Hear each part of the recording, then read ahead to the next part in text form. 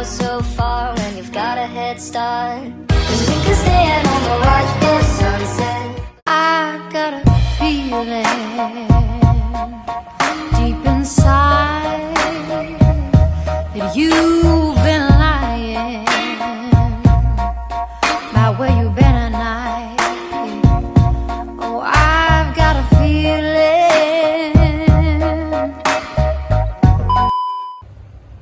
Kami melakukan observasi perubahan sosial di 5 lokasi.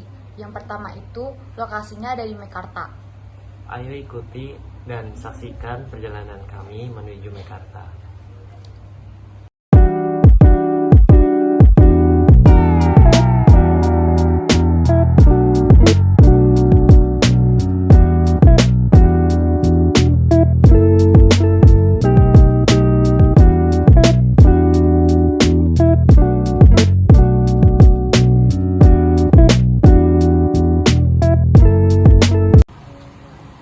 Sesampainya kami di Mekarta, kami mewawancarai Ibu Elvina, seorang pedagang yang tinggal di perbatasan Mekarta dengan Kampung Tegal Danas. Sebelumnya pembangunan Mekarta ini, lahan tersebut merupakan sawah pada tahun 2017. Sawah itu mulai digarap untuk proyek Mekarta yang kita ketahui. Danau di Mekarta sangat asri dan indah. Menariknya, berdasarkan wawancara dengan Ibu Elvina, danau tersebut ternyata merupakan danau buatan. Dan mengenai ada atau tidaknya komunikasi antar pihak developernya dan masyarakat sekitar sebelum pembangunan dimulai, Ibu Elvina tidak memiliki informasi yang pasti, meskipun mungkin ada komunikasi tersebut sebagai warga biasa. Ibu Elvina tidak mengetahui dengan jelas. Setelah kita mengetahui latar belakang singkat tentang pembangunan Mekarta, sekarang mari kita saksikan video menyusuri perbatasan antara Mekarta dengan Desa Tegal Danas. Mari kita melihat perubahan dari kedua kawasan tersebut.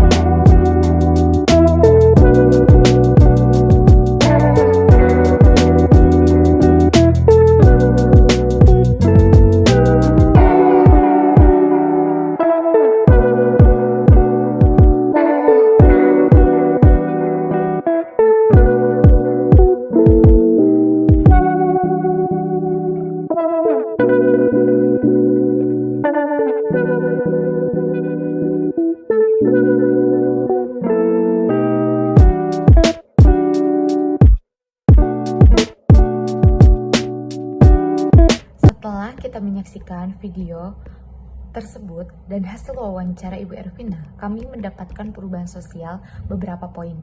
Yang pertama itu adalah teori modernisasi. Teori modernisasi pembangunan Mekarta mengubah lahan sawah menjadi kawasan urban modern, menciptakan peluang ekonomi baru meskipun ada tantangan seperti kurangnya komunikasi dan infrastruktur bagi warga lokal. Lalu poin yang kedua itu adalah dampak positif. Dampak positifnya itu ada dua. Yang pertama itu Mekarta menciptakan kesempatan usaha. Lalu yang ketiga itu adalah urbanisasi, mendorong urbanisasi dan perubahan sosial di masyarakat sekitar. Memperkenalkan gaya hidup modern di tengah masyarakat tradisional. Lalu poin yang ketiga itu ada dampak negatif. Dampak negatifnya itu ada dua. Yang pertama itu adalah isolasi sosial dan potensi konflik. Ada isu mengenai rencana penutupan perbatasan antara kawasan Mekarta dan Kampung Tegal Danas dengan beton yang dapat mengisolasi masyarakat lokal dari kawasan urban baru. Hal ini menimbulkan kekhawatiran tentang mobilitas dan akses warga ke wilayah tersebut yang bisa menciptakan ketegangan sosial. Lalu yang ketiga itu adalah setengah jalan yang ada di Mekarta yang berbatasan dengan Desa Tegal Danas ditutup agar pengunjung dan wisatawan tidak membeli jajanan atau berbelanja ke warung-warung desa tersebut. Sepertinya contohnya itu warung Bu Ervina. Melainkan pengunjung itu diarahkan berbelanja atau jajan di ruko-ruko yang telah disediakan di kawasan Mekarta. Lalu yang terakhir adalah bentuk perubahan sosial. Bentuk perubahan sosialnya itu adalah perubahan struktural. Lingkungan fisik berubah dari lahan sawah menjadi kawasan urban Mekarta mempengaruhi tantangan sosial. Sementara itu, Mekarta menciptakan peluang usaha baru, meningkatkan mata pencarian dan ekonomi di masyarakat sekitar.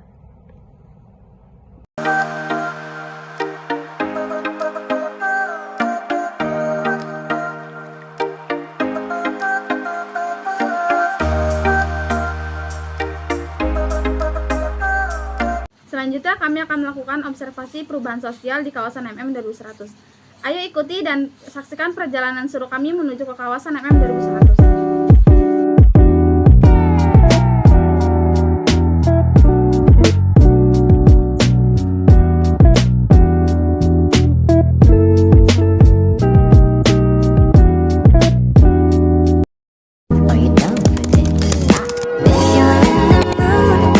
Sampainya di kawasan MM 2100, kami mewawancarai Bapak yang bernama Iqbal, yang sudah tinggal di Kampung Nambo sejak 2016 hingga saat ini.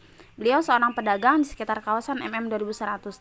Beliau menyampaikan kawasan ini dulunya adalah sawah yang sangat luas. Kemudian kawasan MM 2100 dibangun pada tahun 2014 hingga 2018. Dan beliau menyampaikan juga masyarakat dapat mendukung karena dengan adanya pembangunan kawasan tidak mengganggu lingkungan desa mereka. Berikut adalah video hasil wawancara yang kami lakukan pada Pak Iqbal di kawasan MM 2100. Dari hasil wawancara, kami dapat mengambil beberapa poin. Yang pertama ada teori, dampak positif, bentuk-bentuk, dan juga harapan masyarakat sekitar pada kawasan MM 2100. Poin yang pertama ada teori. Teori perubahan sosial yang dirasakan Bapak Iqbal di kawasan MM 2100 termasuk teori modernisasi. Karena semenjak adanya pembangunan kawasan MM 2100, banyak terjadinya peningkatan mata pencarian yang dirasakan oleh masyarakat sekitar Kampung Nambo. Selanjutnya, poin yang kedua ada dampak positif. Dampak positifnya pembangunan kawasan MM 2100 meningkatkan mata pencarian masyarakat sekitar serta menyediakan fasilitas baru seperti posyandu dan jalan penghubung yang dibangun oleh pihak kawasan. Masyarakat juga diizinkan untuk menggunakan jalan tersebut. Limbah pabrik di kawasan MM 2100 tidak pernah mengganggu warga sekitar.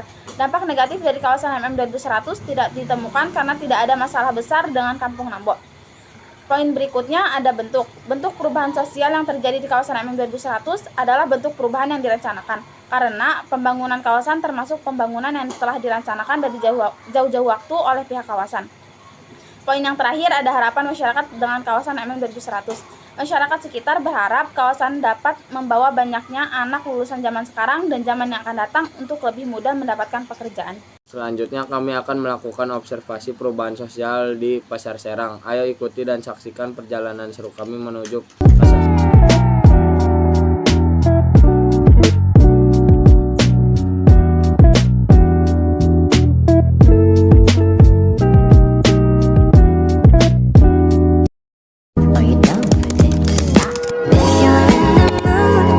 Sesampainya kami di Pasar Serang, kami mewawancarai Bapak Ade Muntar, seorang pedagang yang telah berjualan minuman es dan kopi di depan Pasar Serang selama 30 tahun. Bapak Ade Muntar tinggal di sekitar wilayah Pasar Serang. Dalam wawancaranya, Bapak Ade Muntar memberikan penjelasan singkat tentang latar belakang Pasar Serang. Sebelum dibangun, lahan ini merupakan kebun. Pada awal pembangunannya, Pasar Serang adalah pasar tradisional yang menggunakan terpal dan kayu sebagai atap dan struktur. Pasar Serang ini sempat dipindahkan ke lapangan Sukadami selama 2 tahun untuk proses pembangunan pasar yang lebih modern dengan gedung yang permanen seperti yang terlihat saat ini. Hasil wawancara bersama Bapak Ade, kami mendapatkan beberapa poin. Poin yang pertama adalah teori. Jadi teori yang cocok dalam perubahan sosial di Pasar Serang adalah teori modernisasi. Pasar Serang mencerminkan perubahan masyarakat dari lingkungan tradisional ke urban akibat pembangunan di lahan bekas kebun. Peningkatan infrastruktur seperti jalan beraspal menunjukkan kemajuan, sementara pedagang beradaptasi dengan keramaian yang meningkat. Selanjutnya, poin yang kedua adalah faktor pendorong. Perubahan lahan dari kebun menjadi pasar Serang mempengaruhi lingkungan dan infrastruktur. Pembangunan ini positif karena meningkatkan keramaian dan keuntungan pedagang lokal. Berikutnya, poin yang ketiga adalah faktor penghambat. Kemacetan di sekitar Pasar Serang disebabkan oleh persimpangan dan aktivitas lain seperti sekolah. Selain itu, banyak masyarakat beralih berbelanja online, membuat pasar menjadi sepi.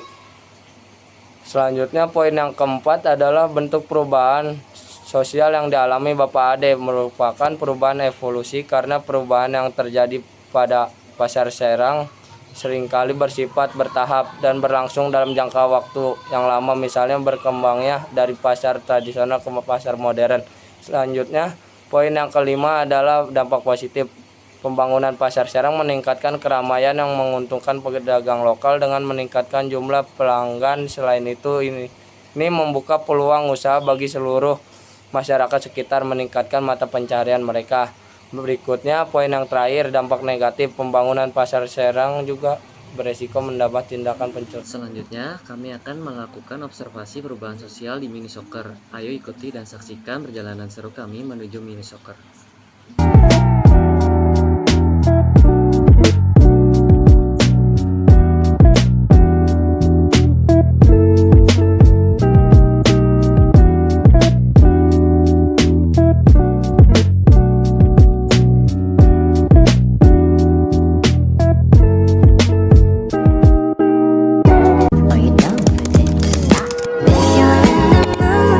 Selanjutnya, Bapak Andre memberikan penjelasan singkat mengenai latar belakang mini soccer dulu hingga menjadi sekarang.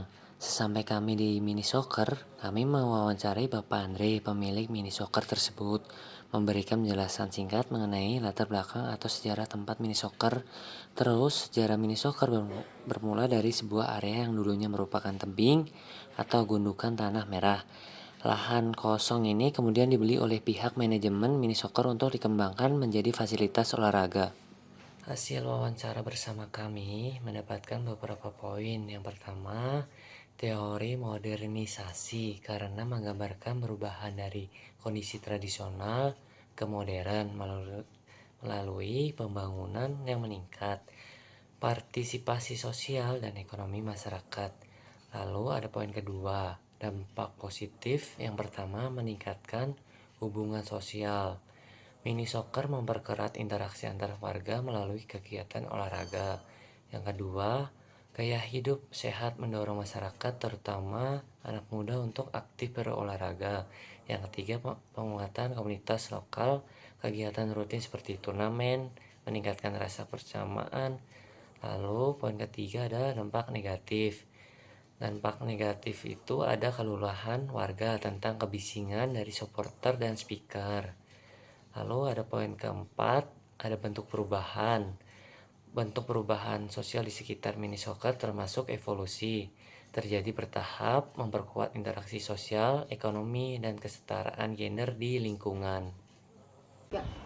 Selanjutnya, lokasi observasi kami adalah perumahan Mutiara Sampurna. Di sana kami akan mewawancari 2 orang, yaitu seseorang yang tinggal di dalam perumahan dan seorang warga yang tinggal di luar perumahan. Ayo ikuti dan saksikan keseruan kami menuju perumahan Mutiara Sampurna.